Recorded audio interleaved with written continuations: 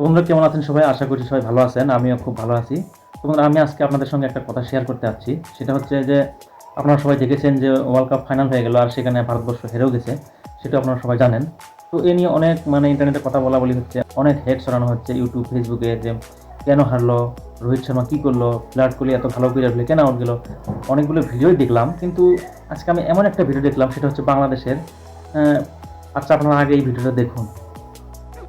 ভারতের বিপক্ষে যদি কলা গাছে খেলে আমরা সেই কলা গাছের সাপোর্টার হবো, কিন্তু ভারতের সাপোর্টার হবো না। इंडिया ने अपना औकात देखा दिया। তখন তারা চোর, তারা সবসময় চুরি করে, তারা একটা इंडिया সবাই বুয়া বুয়া। খুব ভালো লাগতেছে, খুব ভালো লাগতেছে, আনন্দের ঝর্ণা বয়ে যাচ্ছে। তারা যে কান্না করতেছে এটাই আমাদের সুখ। অস্ট্রেলিয়া পারছে এই জন্য আমি খুশি। পৈশাচিক আনন্দ, পৈশাচিক আনন্দ।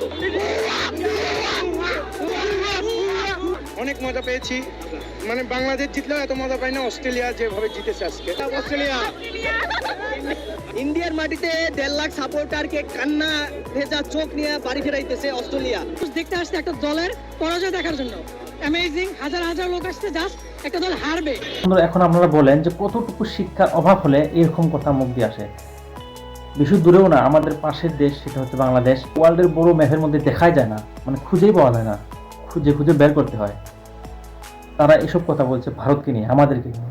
ভাবতে পারছেন মানে কীরকম শিক্ষার অভাব? তারা কি ভুলে গেল সেই ৭১-এর ইন্ডিয়া যদি না থাকতো, ইন্ডিয়া যদি সাপোর্ট না করতো, তাদের দেশটা থাকতো কি না সেটা বলা মুশকিল। তারা কি এগুলো ভুলে যায়? সেটা বাদ দিন আগের কথা, তার চেয়েও বড় কথা, তারা কি কোনো জীবন এভাবে খেলে খেলে ফাইনালে আসতে পারবে? আমার তো মনে হয় না আসতে পারবে। সব ভুলে গেল, ইন্ডিয়ার কাছে কতবার হারলো, সব কি ভুলে গেল তারা?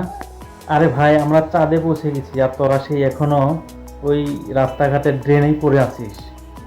তো বন্ধু থাক, বলতে তো অনেক কিছু ইচ্ছে করছে, কিন্তু আমরা যদি বলি তাহলে তো আমরাও তাদের মতন হয়ে যাব।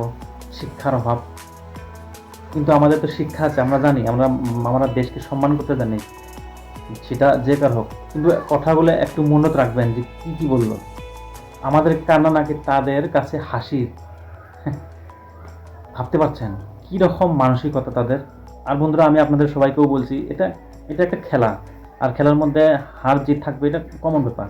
হার জিত তো হবেই, কিন্তু একটা এভাবে হেরে গেছে জন্য তাদেরকে আমরা সবাই গালি দেবো, সেটা তো হয় না। একটু ভেবে দেখুন, 11টা ম্যাচের মধ্যে 10টাই কিন্তু খুব 10টাই জিতে এসেছে। আপনারা দেখছেন, এসে আজকে ফাইনালে হারলো। যে 10টা জিতেছে খুব ভালোভাবে জিতছে, কিন্তু আজকে একটা হারের জন্য তাদেরকে আমরা ঘৃণা করছি, তাদেরকে দোষ দিচ্ছি কেন? এটা তো আমাদেরই দেশ, আমাদেরই টিম ইন্ডিয়া। আমরা কিন্তু কোনো দিক দিয়ে কম না। আমাদের কাছে আপনারা তো দেখেছেন বিরাট কোহলি কীরকম প্লেয়ার, রোহিত শর্মা কীরকম ধরনের প্লেয়ার। তারা আমাদের কাছে আবার সুযোগ আসবে, আমরা সুযোগ কাজে লাগাবো। হয়তো এইবার হয়নি, আমাদের ভাগ্যে ছিল না।